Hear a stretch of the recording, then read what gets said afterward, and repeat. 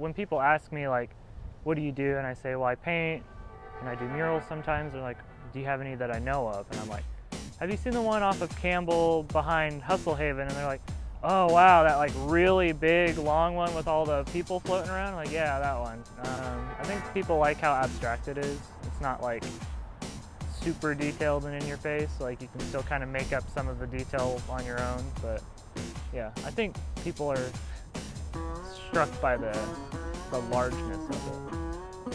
So I've always done figure. It's interesting as far as like narrative.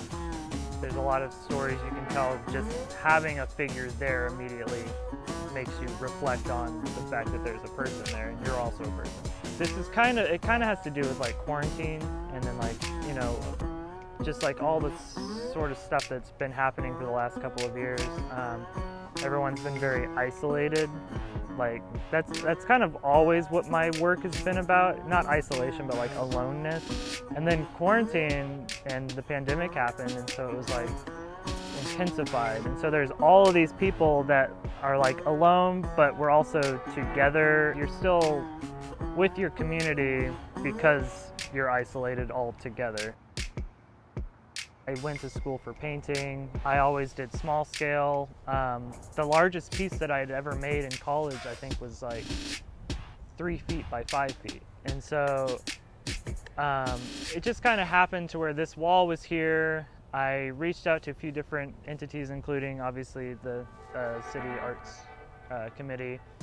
And I've never done anything this large, and so I did this piece. It took me way longer than I thought. It had so many ups and downs, things I'd never thought about before.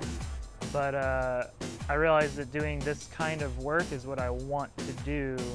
It's kind of like a pivotal piece for me. So like now I'm doing murals and I do studio stuff full time. And yeah, I'm mostly either in the studio or outside painting a wall somewhere.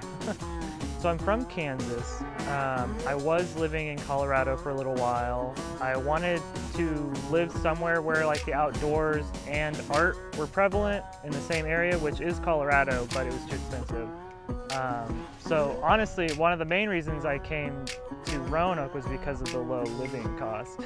But I was looking into Richmond originally. Someone told me about Roanoke, and so the outdoor scene, the smaller community, it seemed like there was a lot of potential for art stuff here, and so all of that kind of culminated into me moving to Roanoke. I had no idea like how cool Roanoke was until I moved here, so I kind of just got lucky.